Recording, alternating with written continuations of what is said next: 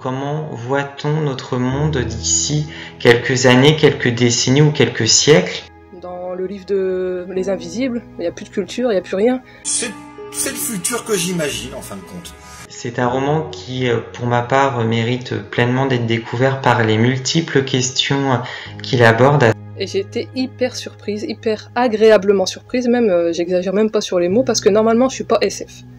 Je suis pas science-fiction, je suis pas Armes, je suis pas Terminator, je suis pas tout ce qui est pampan, c'est pas mon truc. Et ben en fait, y a pas que ça, hein. C'est juste que j'ai été surprise d'aimer malgré ça, en fait, on va dire.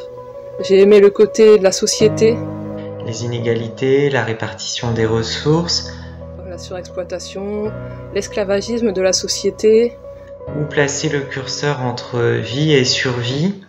Quand on lit, on suffoque en même temps, parce que vous allez le voir, il y a ce qu'on appelle l'oxygène en fait, les petites doses d'oxygène à avoir tous les mois, tout ça.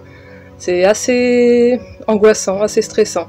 Moi j'imagine ce futur-là où un jour, une World Company nous vendra de l'oxygène pour vivre, voilà.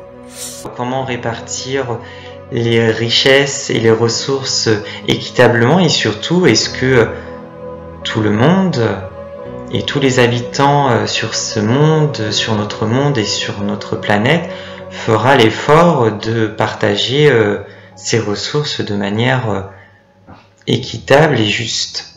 Ah, aux oubliettes quoi, et c'est ce qui m'a plu, c'est que le petit Yann, la petite Divy, Lana, petite, que j'ai énormément apprécié, hein, on va pas... un bon personnage. Ils vont découvrir en fait, ils découvrent tout au long de leur vie les vestiges du passé, de notre présent à nous, et c'est quelque chose qui m'a vraiment plu. J'ai trouvé que c'était un monde qui pouvait être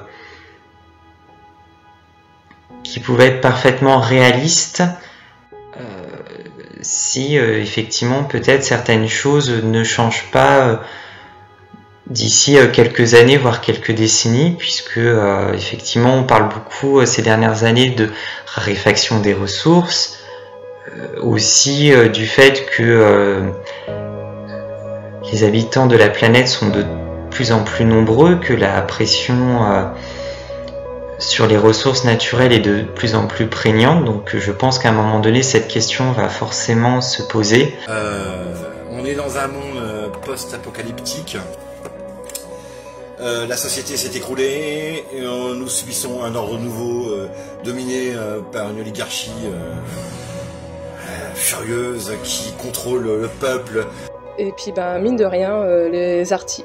Alors, cette milice, ces policiers des temps futurs, je les ai détestés. Pas détester eux, ils sont très très bien construits, voire peut-être même trop bien justement, parce qu'encore une fois on se rapproche un peu de la société d'aujourd'hui, de la police d'aujourd'hui. C'est pas pour dire contre la police aujourd'hui, mais on sait tous que on obéit aux ordres. Et les Arty, ils sont un peu faits comme ça, mais c'est beaucoup plus poussé que ça et c'est hyper flippant. Donc un univers futuriste relativement sombre, où l'on va suivre l'évolution et les périples et les aventures de deux jeunes amoureux qui vont tenter de vivre et de survivre et de s'aimer dans un monde qui ne le permet plus forcément. Cette histoire d'amour est très très très belle, puisque on peut faire de la SF, mais on peut aussi aimer. Les personnages qui sont vraiment vraiment bien exploités, chacun a sa petite personnalité, il n'y en a pas un qui ressemble à l'autre. Les personnages sont attachants, sont bien écrits, sont très fouillés. Yann avec son petit côté innocent, tout ça, Divy et la petite rebelle, petite, vous allez découvrir, c'est un sacré numéro celle-là.